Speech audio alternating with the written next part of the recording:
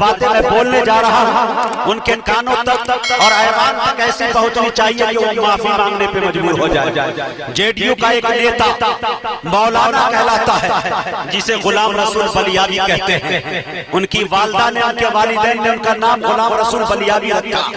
लेकिन मेरे दोस्तों, शायद अगर उनकी हयात में होगी वालदा तो वो अफसोस कर रही होगी कि बेटे को मैंने नबी का, रसूल का गुलाम बना के पैदा किया था और मैंने ऐवान में भेजा था ताकि कभी भी मुसलमानों की और ईमान की बातें होगी तो सीना बटन का खोल कर मेरा बेटा दिखाएगा। लेकिन आज उस बंदे खुदा ने जो बयान दिया है वो गुलाम रसूल मैं उसे नहीं कह सकता, वो गुलाम नीतीश कुमार कह सकता। जिन्होंने एक जुमला कहा सीमांचल की सरजमीन पर कि 2025 के अंदर इलेक्शन जो आने वाला है, मुसलमान एक तरफा वोट देकर नीतीश कुमार को अगर जिताते हैं तो वफादारों के लिस्ट में मुसलमान का ऊपर में नाम होगा।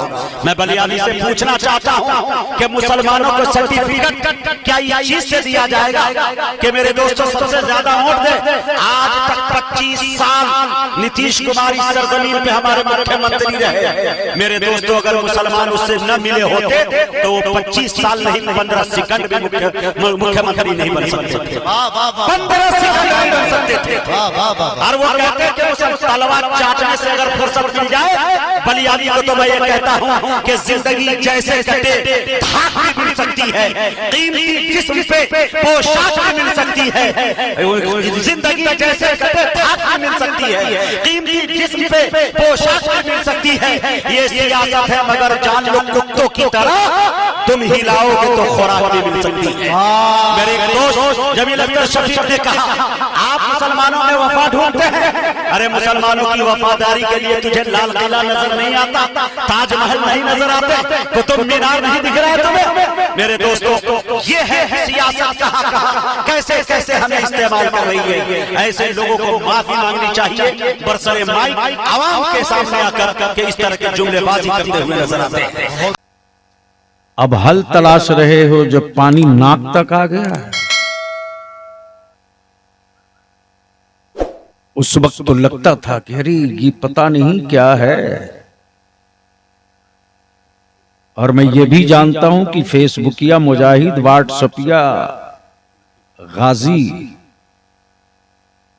पढ़ेगा नहीं। दुश्मनों ने हेडिंग लगा दी कि बलियावी ने मुसलमानों को गद्दार कहा, दे दनादन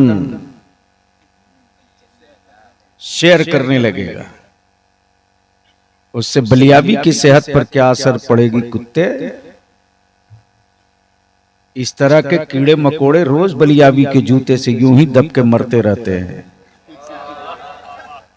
जब सत्ता और हुकूमतों की बलियावी परवाह नहीं करता तो ये मदरसे के चनाचोर मौलवियों की परवाह कहां से करेगा? लेकिन आज कड़वी बात बोलूंगा, ये चंद घंटे का स्टेज, ये चंद नारों की गर्मी नस्लों को जिंदा नहीं रखेगी।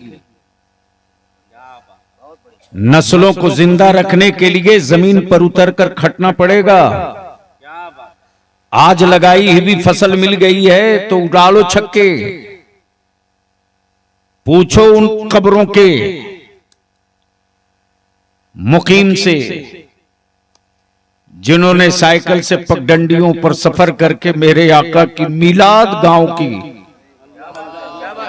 चौकियों पर पढ़कर मसलक को जिंदा रखा, जिन्होंने किताबें देख करके मेरे आका की जश्न मिलाद और विलादत बयान करके वो किताबी मिलादे पढ़ करके अकीदे का जितना मुस्तहकम काम मिलाद किताबें पढ़ के, किताबी मिलाद पढ़ के जितना मजबूत अकीदा बना के गए, हम हाईटेक स्टेज लगा करके भी उतना मजबूत अकीदा नहीं बना पा रहे हैं। इस सच्चाई से आंख नहीं चुरा सकते। और ये नहीं पूछा जाएगा मौलाना बलियावी कितनी गरजदार तकरीरें करके आए हो, पूछा ये जाएगा कि जमीन के ऊपर अल्लाह ने सारी सहूलतें दी, काम कौन सा करके आए हो? उस वक्त भागने को रास्ता उस्ता नहीं मिलेगा। दुरूद शरीफ पढ़ लीजिए तो मैं कुछ अर्ज कर दूं। अरे अगर याद है दुरूद शरीफ तो बुलंद आवाज से पढ़िए। अल्लाहुम्मा सल्ली अला सय्यदिना मौलाना मुहम्मदिन बारिक वसल्लिम सल्लु अलैहि सलातु व सलामन अलैका या रसूल अल्लाह। इन दिनों हुकूमतें मेहरबान है, दे दनादन केस बलियाबी पे ठोका जा रहा है। वो एक नहीं हरामखोर पढ़ रहे हैं कि क्यों केस हो रहा है।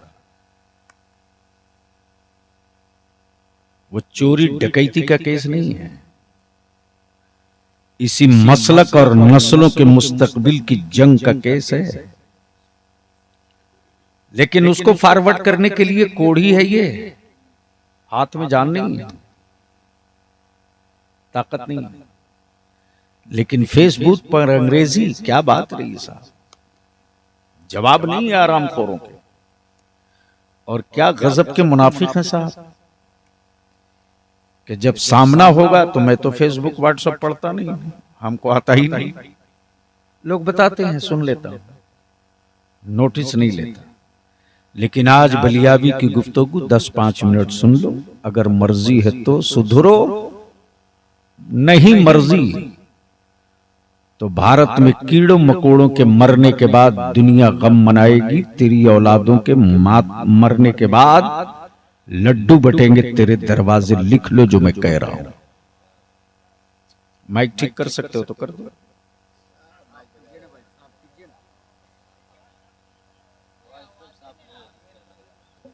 मैं क्या कह रहा हूं कुछ समझ में नहीं आ रहा लोगों को। अरे भैया वो क्या करेगा, वो जान रहा है ना कि अहले सुन्नत के जलसे सुनने के लिए नहीं होते हैं। वाह वाह वाह वाह वाह वाह, बस इसी के लिए तो बच गया। बूढ़ी मां को 100 रुपया देने में सबसे बड़े गरीब हो, लेकिन मौलाना बलियाबी को गड्डी फाड़ के नया नया नोट दिखाओगे। मस्जिद के इमाम की तनख्वाह देने के लिए धरती पर तुमसे बड़ा गरीब कोई नहीं है। और सीधे कहोगे कि इतना महंगा इमाम, लेकिन चंद घंटे की मस्ती के लिए ना आप गरीब हो ना कमजोर हो। एक अपनी औलाद की फीस देने के लिए स्कूल और कॉलेज में, जो तेरी अपनी औलाद है, तेरा अपना खून है, उसको अच्छे स्कूल में पढ़ाने के लिए आप बहुत गरीब हो। ये काम हुकूमत करे। लेकिन कौबाली हो तो साहब आपसे बड़ा धन्ना सेठ इलाके में कोई नहीं है। मेरी बातें थोड़ी कड़वी लगती हैं, लेकिन आपके गुस्सा और आपके नाराज होने से मेरी सेहत पर फर्क क्या पड़ना है। हम तो अब तकरीर नहीं कर रहे हैं, अपने सीने का बोझ उतार रहे हैं ताकि कयामत के दिन जवाब देने से बच सके। मर्जी आपकी, जो फैसला कर।